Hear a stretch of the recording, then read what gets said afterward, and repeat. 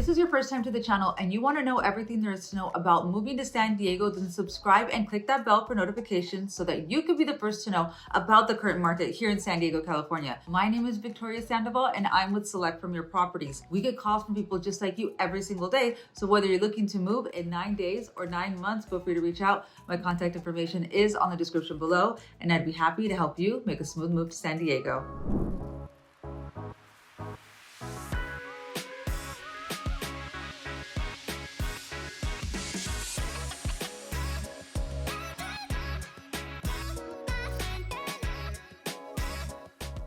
Welcome back, friends, to September 2025 San Diego's real estate update. The land where the sun always shines and the tacos never disappoint. And the housing market, well, it's actually like one surfer who can't decide whether to ride the wave or bail out. I'm Victoria Sandoval, your real estate broker here in San Diego, California. And over the next few minutes, we're gonna break down the numbers, the trends, the new developments, and yes, the California-wide drama that's shaping our market. Stick around because by the end, you'll know whether it's time to buy, sell, rent, or just keep scrolling Zillow with tears in your eyes and salsa on your shirt. Let's start where things stand out this month. The median sales price for a home in San Diego is sitting around $932,000, which is down more than 6% compared to last year. Homes are lingering on the market around 32 days, which feels like an eternity compared to the fast-paced frenzy we saw a year ago. Sellers are getting close to asking price, but not quite. The average home is selling for about 98% of what it was listed for. Only a third of homes are selling above asking price, and the other third are slashing their prices just to get noticed. And here's the kicker.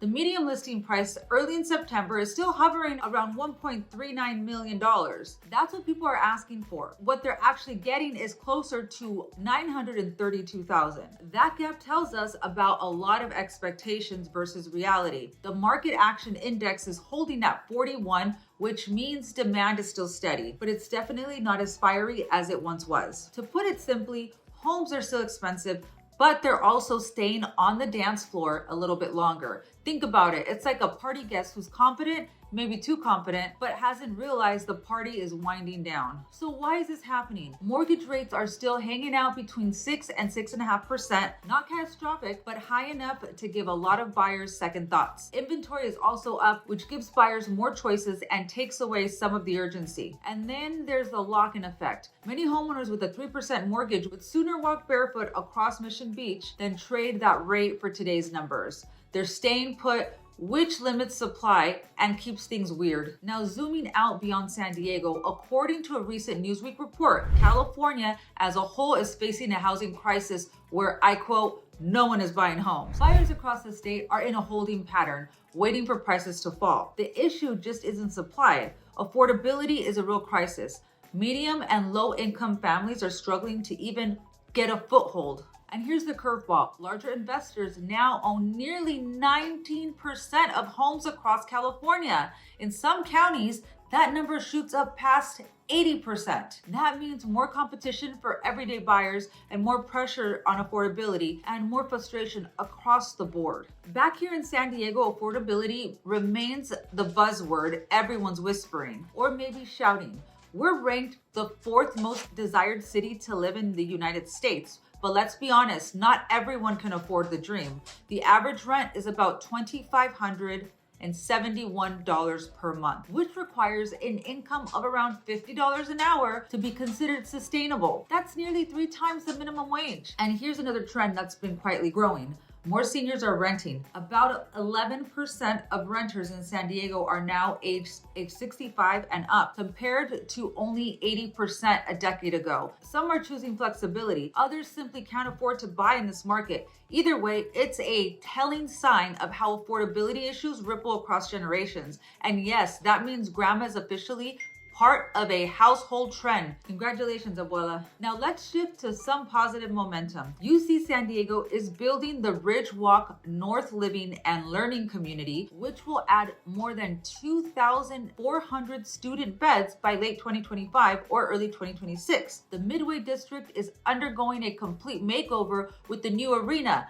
thousands of housing units, retail, and parks. And this very month, Joanne's Performing Arts Theater is opening at Liberty Station. It's not housing, but it's culture, and culture has a funny way of boosting the appeal of the surrounding neighborhoods. If you can't afford a condo, hey, at least you can afford a show ticket. So what's happening next? Some experts say that mortgage rates may hold steady, and others say that they may drop slightly by the end of the year. If rates drop, we could see a surge in buyer activity. Forecasts are cautiously optimistic, with existing home sales projected to rise by about 6% and new home sales around 10% in 2026. Some forecasters even predict prices could rebound to $1.5 million by the end of the year. Personally, that feels more like betting on the Padres to win the World Series. Possible? Sure. Likely? Maybe not. But let's keep hope alive, and the market may be steadier by the time we close out 2025. Here's the truth of where we stand. Buyers, you actually have more leverage now than you've had in years. Seller, it's time to temper expectations. Your home is valuable,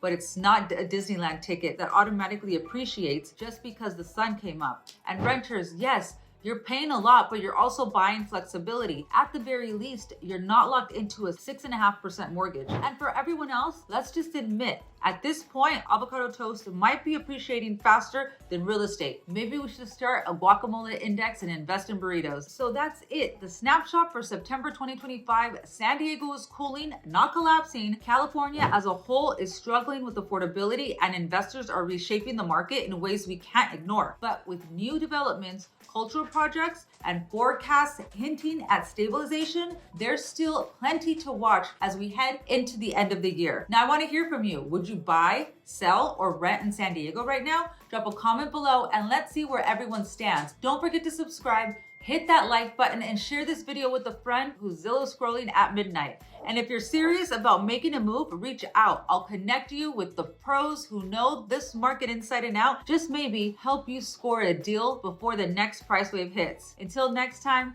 stay sunny, stay savvy, and remember, San Diego real estate may cool off, but burritos will stay hot. Thanks for watching. Bye.